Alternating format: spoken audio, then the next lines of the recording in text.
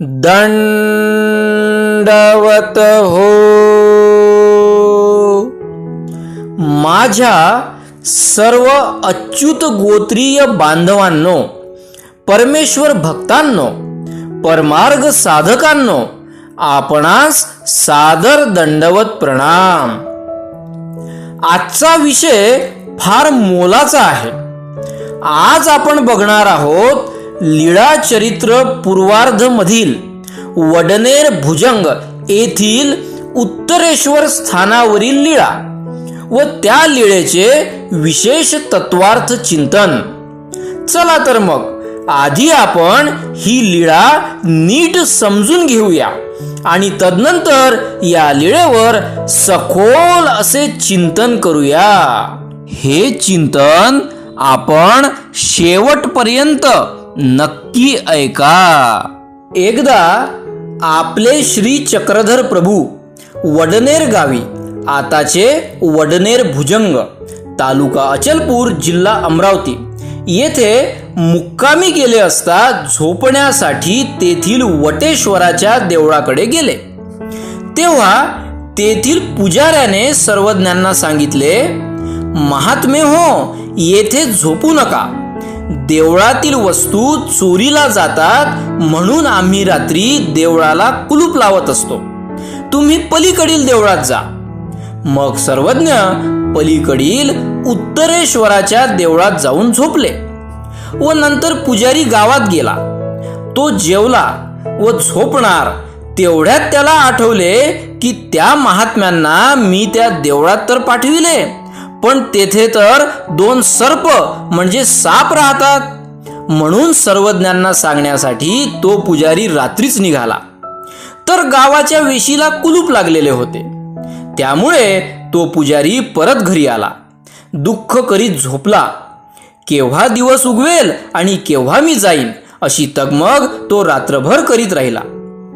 इकडे उत्तरेश्वर देवळामध्ये रात्री असे झाले की देवळात ते दोन्ही सर्प येऊन एकमेकांशी भांडले. भांडता भांडता ते दोन्ही सर्प वर छतावर चढले व तेथून ते खाली झोपलेले असलेल्या सर्वज्ञांच्या वक्षस्थळावर म्हणजे छातीवर पडले. सर्वज्ञांनी दोन्ही सर्पांना आपल्या दोन्ही श्रीकरांनी वेगवेगळे धरले आणि एक सर्प इकडे सोडला तर एक सर्प तिकडे सोडला. दिवस उजाडताच तो पुजारी तेथे आला. त्याने सर्वज्ञांना म्हटले, जीजी, मी आपणास त्या देवळात तर पाठविले, परंतु नंतर मला आठवले की तेथे तर 2 सर्प राहतात. मी आपणास तेथे पाठवायला नको होते. मी रात्रीच सांगायला येत होतो तेव्हा गावाच्या वेशीला कुलूप लागले होते जी. तरी त्या सर्पांचे काय केले जी? यावर सर्वज्ञांनी सांगितले, ते दोन्ही सर्प रात्री आले होते. ते दोघेही एकमेकात भांडता भांडता आमच्या वक्षस्थळावर पडले.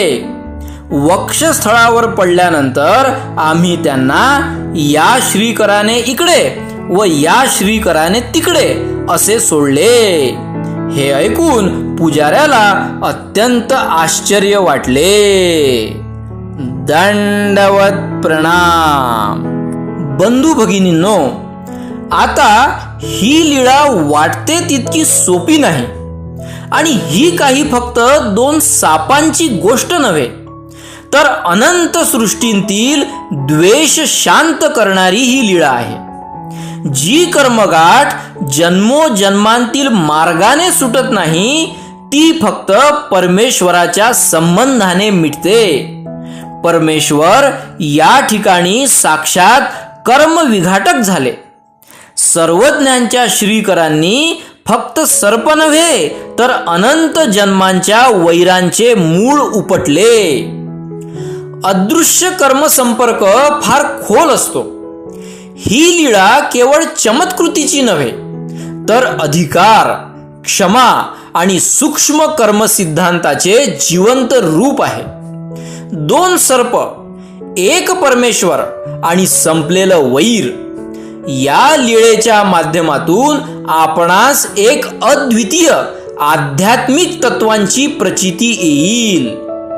भगवद्गीतेमध्ये श्रीकृष्ण चक्रवर्ती महाराज म्हणतात, मत्कर्म कृन्मत परमो मद्भक्तः संगवर्जितः निर्वैरः सर्वभूतेषु यः स मामेति पांडव.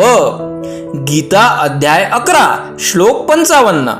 अर्थात, हे पांडवा अर्जुना, जो मनुष्य फक्त माझ्यासाठीच कर्म करतो, मलाच परायण आहे व माझाच भक्त आहे, तसेच जो सर्वथा आसक्ती रहित होऊन या सृष्टीत कुण्याही मनुष्य प्राणी मात्रांबद्दल वैरभाव ठेवत नाही, तो भक्त निसंशय मलाच प्राप्त होतो.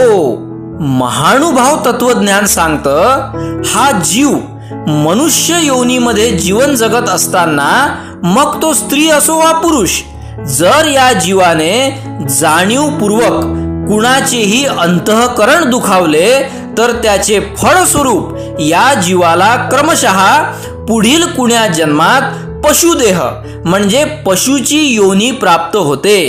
आणि त्यातल्या त्यात जर या जीवाने मनुष्य जन्मात असताना कुणासोबत शत्रुत्व ठेवले, म्हणजे कुणाबद्दल जर वैरभाव धरला असेल, तर पुढे त्याला विशेषतः पशूंमध्ये सर्पदेह म्हणजे सापाची योनी, सापाचा जन्म मिळतो. असेच या लीळेमध्ये असणाऱ्या 2 सर्पांची कहाणी आहे. हे दोन्ही सर्प कुण्या एका जन्मामध्ये मनुष्य देहात होते, वेगवेगळ्या वेळी व निरनिराळ्या ठिकाणी. ते जीव स्त्री देहात असतील अथवा पुरुष देहात असतील, त्यावेळी त्यांनी कुणासोबत तरी शत्रुत्व केले, वैरभाव धरला होता. त्याचे कर्मफळ स्वरूप कर्मराहाटीच्या नियमाप्रमाणे त्या कर्माची परवड आल्यावर त्यांना आता सर्पदेह योनी म्हणजे सर्पाचा जन्म मिळाला. आणि ते दोघे सर्प आता एकमेकांचे वैरी बनले व रोज त्या देवळामध्ये येऊन एकमेकांशी झुंजायचे.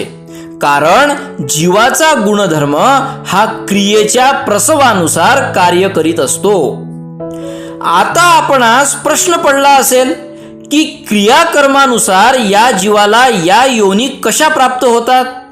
बघा, या सृष्टीमध्ये जवळपास भूचर, जलचर व नभचर हे तिन्ही मिळून 84 लक्ष प्रजाती आहेत, म्हणजे नियर अबाउट 84 लाख क्रिएचर्स.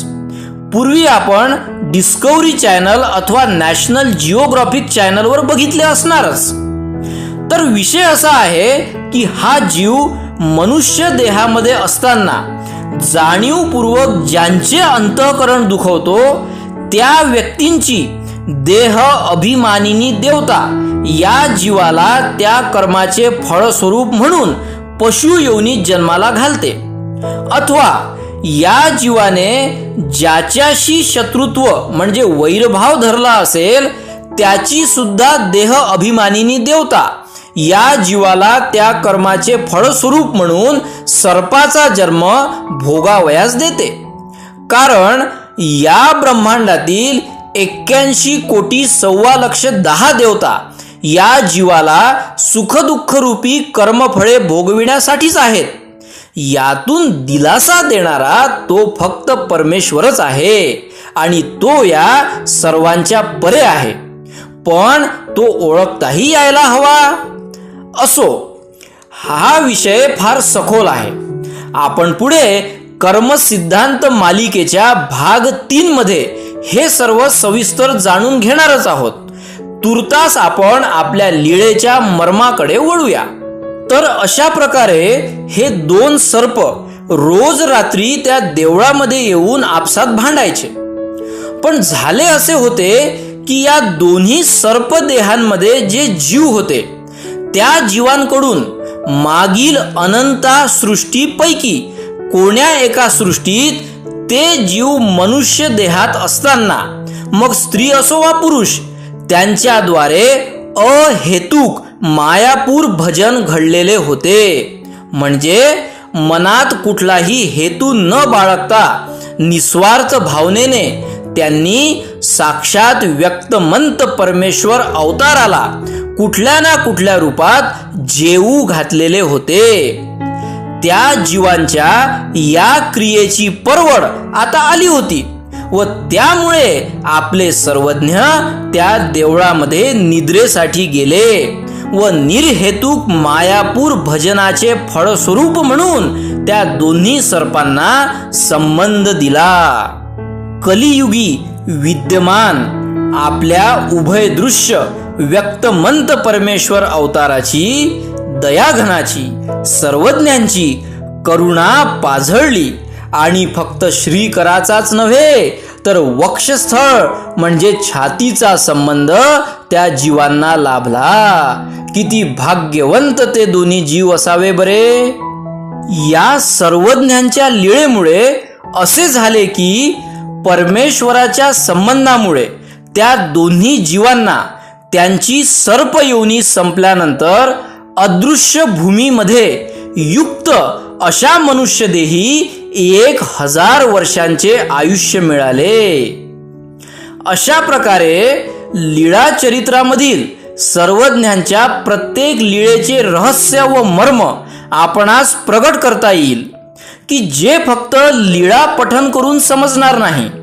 त्या लीळेचा गुह्यार्थ आपणास महानुभाव तत्वज्ञानातील स्थळपोथी व भाष्यांमधून समजून घ्यावा लागेल. असो, आता थोडा वैज्ञानिक व सामाजिक दृष्टिकोन बघूया. मित्रांनो, आपण आपल्या आयुष्यात अनेकदा वैर धरतो. थोड्या थोड्या गोष्टींचं, एखाद्याच्या बोलण्याचं, एखाद्याच्या वागण्याचं, एखाद्याच्या कृतीचं, कधी क्षणिक राग तर कधी मनातली सल. पण हे बंध, ही भावना किती खोलवर जातात हे आपल्याला माहीत असतं का? आज आपण जी अद्भुत लीळा श्रवण केली की 2 सर्प जे पूर्वजन्मी मनुष्य होते, परंतु त्यांनी धरलेला राग, त्या द्वेषाची आग त्यांनी पुढच्या जन्मातही सोडली नाही आणि म्हणूनच त्या द्वेषाच्या विळख्यात त्यांनी सर्पयोनी घेतली. असं का घडलं? कारण आपल्या सूक्ष्म देहात आपल्या भावना, आपले कर्म, आपला राग सगळं साठवलेलं असतं.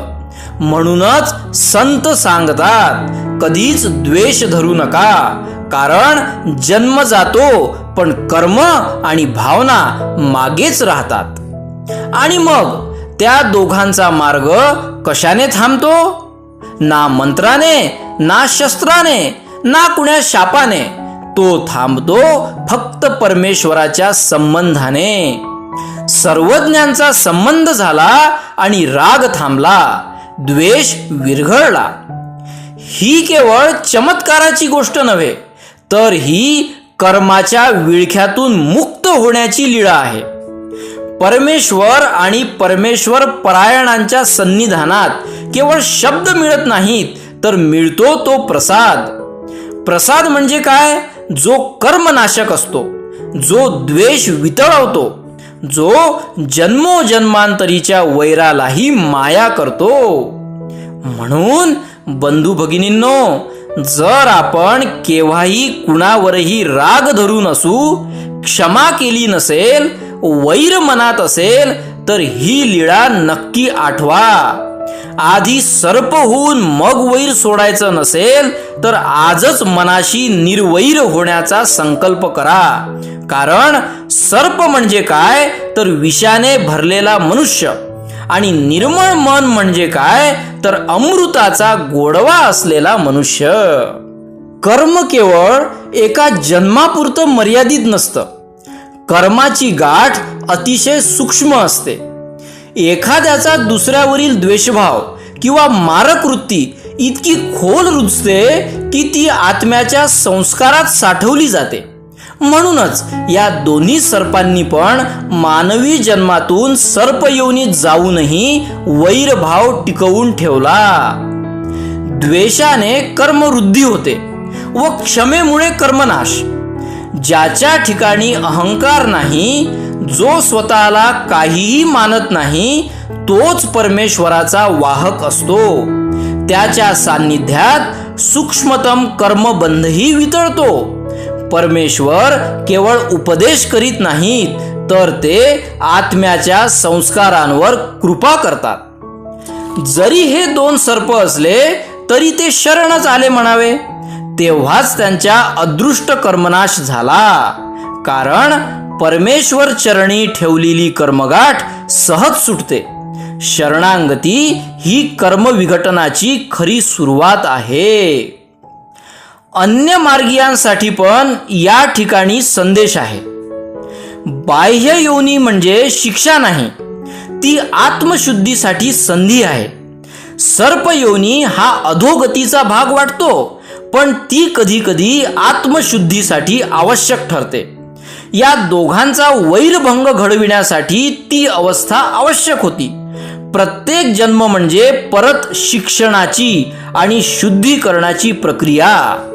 असो, आजच्या काळानुसार यातून आपण सर्वसमावेशक बोध घेतला की कर्म हे अतिशय सूक्ष्म आणि दीर्घकालीन परिणाम देणारं असतं. वैर, द्वेष आणि अहंकार हे पुनर्जन्मातील अधोगतीला कारणीभूत ठरतात.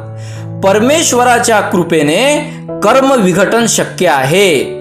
वैराने जन्मजन्मांतरीची बंधनं निर्माण होतात, पण क्षमेने आणि परमार्थिक सन्निधानाने ती बंधनं जळतात. वैर घेऊ नका, वैर हरवा, कारण जन्म बदलतात पण कर्म सोडत नाहीत. परमेश्वराच्या सानिध्यात गेलं की वैरही विसरतो आणि सर्पही संत होतो. मित्रांनो, शेवटचं आपणांकडे एकच मागणं, आपण सर्वांनी एक गोष्ट ठरवूया. कुणावरही वैर धरायचं नाही. क्षमा करायची आणि क्षमा मागायची आणि परमेश्वर चरणी म्हणायचं, हे प्रभो, माझे सारे बंध तोडा, जशी आपण त्या सर्पांची गाठ सोडली. दंडवत प्रणाम. सर्वज्ञ श्री चक्रधर स्वामी की जय हो.